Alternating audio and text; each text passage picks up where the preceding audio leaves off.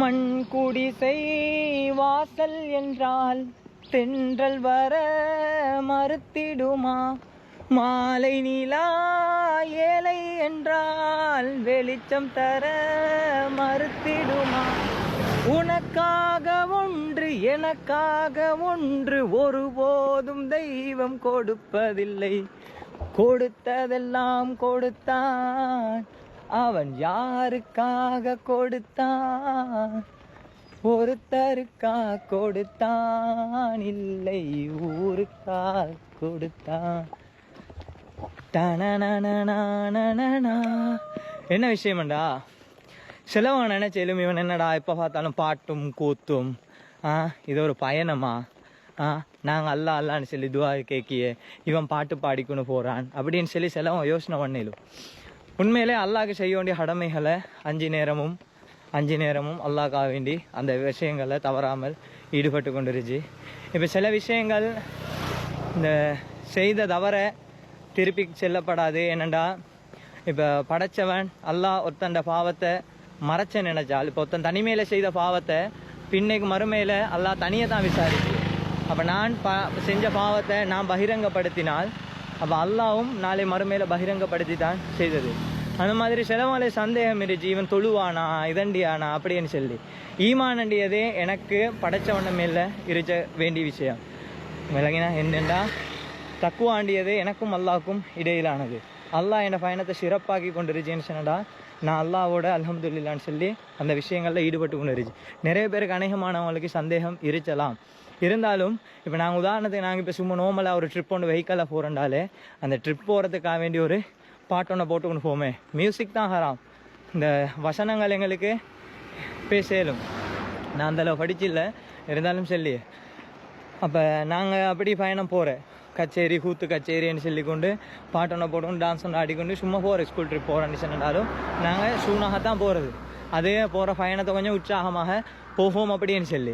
இப்போ நீங்கள் இன்னொரு விஷயம் படிச்சிருச்சும், சில விஷயங்கள் கேள்விப்பட்டிருச்சும். எப்படியாப்பட்ட விஷயம் சொன்னா, இப்போது ஒரு கிராமியப்புறத்தில் அப்படி இல்லைன்னு சொன்னால் கூலி வேலை செய்தவங்க, அப்படி இல்லாட்டி மீனவர்கள், அவங்க கடற்கரை ஓரத்தில் இருந்து கொண்டு வலை இழுக்க சிலைக்கு பாட்டு பாடியது, நாட்டார் பாடல்கள், நாட்டுப்புற பாடல்கள், அது எதுக்குன்னா அவங்களோட டயர்ட் விளங்காம இருச்சதுக்கு அவங்க பாடியது.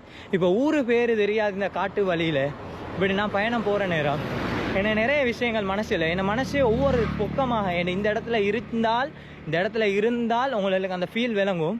எதுக்கண்டா இப்போ சிலவன் நினைச்சல் மாடே, நீ ஒரு சரித்திர பாதையில் போகிற, சாதனை புரிய போகிற, அப்படி போகிறவன் என்ன கோமாளி மாதிரியான விஷயங்களை செஞ்சுக்கொண்டு போகிற அப்படின்னு சொல்லி நிறைய பேர் யோசனை பண்ணிடும். நாள வேண்டியது இந்த விஷயம் எந்தேண்டா, எல்லா இடத்துலையும் இருந்து பாக்கியவனுக்கு ஒன்று மாதிரி விளங்கும். இப்போ என் இந்த ஃபோக்கஸில் இருந்து நான் பார்க்க ஜலைக்கு எனக்கு இந்த இடத்துல பாடணுண்டா அப்படின்னு சொல்லி தோணிய அந்த இடத்துல நான் பாடியே. இப்போ சில இல்லையா கசீதாவனை பாடுங்க ப்ரோ அப்படி இப்படின்னு சொல்லி திக்ரு சலவாத்து அதெல்லாம் ஈடுபட்டுக்கொண்டு தான் போகிறது அல்லான்னு சொல்லி. ஏன்னா நான் போகிற பயணங்களில் என்னை பாதங்கள் பட்ட ஊராக இருச்சிலும் அல்லாவுடைய திக்ருகள் அவல்லா நாமங்கள் பொருந்தின ஊராக மாறணும் அப்படி சொல்லிக்கொண்டு திக்கர்களோட வைத்துக்கொண்டு எரிச்சியது. அதில் எந்த புறப்பாடுகளும் இல்லை. நிறைய பேர் இந்த வீடியோ லோங்காக போகிற இருந்தாலும் பிரச்சனை இல்லை.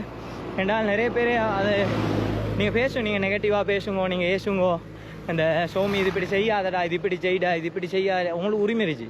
என்றால் நான் எப்படி செய்ததுக்கு எனக்கு உரிமைருச்சோ அதே மாதிரி உங்களுக்கு எனக்கு ஏசத்துக்கும் என்னை பாராட்டத்துக்கும் எனக்கான விஷயங்களை சொல்லித்தரத்துக்கும் உங்களுக்கு உரிமைருச்சு. இந்த உலகத்தில் எல்லாருமே எல்லாத்தையும் தெரிஞ்சுக்கணும் வரோம் இல்லை, எல்லாருக்குமே எல்லாம் தெரியும் போகிறல்ல, சரியா? இப்போ எல்லாருக்கும் எல்லா விஷயம் செய்யும் மேலும், ஆனால் எல்லாராலேயும் எல்லா விஷயமும் செய்யும் இயலா. அதண்டியதை நல்லா உறுதியாக வச்சுக்கோங்க.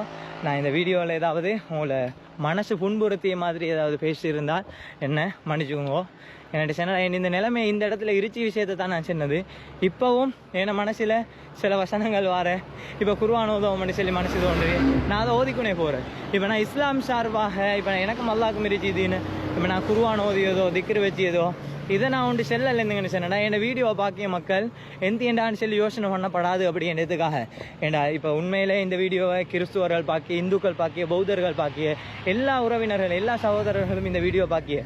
இப்போ எப்படி இயேசுநாதர் ஒருத்தர் கடவுள்னு சொல்லியோ, எப்படி எப்படி பிள்ளையார் ஒருத்தர் எப்படி சிவன் ஒருத்தர் கடவுள்னு சொல்லியோ அதே மாதிரி நாங்கள் அல்லாஹ் ஒருவன் சொல்லியே அல்லாஹ் தவிர வேறு கடவுள் இல்லைன்னு சொல்லி நாங்கள் சொல்லி எல்லாருமே கடவுளை தான் கும்பிடியே ஒவ்வொரு பேரில் கும்பிடியே நாங்கள் அல்லாஹ் ஒருவன் சொல்லி அல்லாஹ் மட்டும் கும்பிடியே.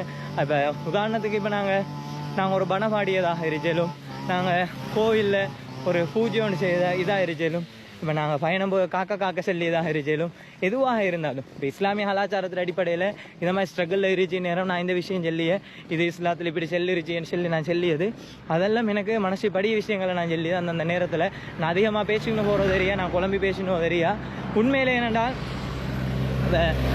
இதை அடுத்த மத சகோதரர்கள் தவறாக விளங்கப்பட வேண்டியதுக்காக சொல்லியே என்னடா இப்போ எங்கட மதத்தில் இப்போ இஸ்லாமிய சகோதரர்கள் சொல்லியே நீங்கள் உங்களோட இறைவனை நினச்சிக்கொண்டு போங்க அப்படின்னு சொல்லி அதே மாதிரி நான் இறைவனை நினச்சிக்கொண்டு நான் போகிறது மனசெலவில் நினச்சிக்கொண்டு போகிறேன். இப்போ நான் மாஷா அல்லாண்டி இன்ஷா அல்லாண்டி சுபான் அல்லாண்டிய இதெல்லாத்தையும் இந்து மத சகோதரர் கிறிஸ்துவ சகோதரர்கள் இந்த வீடியோ பார்க்கி என்னோட பேசினாலும் பேசிய அவங்களுக்கு விளங்கிய இவன் எந்தியண்டா செய்த அப்படின்னு சொல்லி இந்த சந்தோஷம்.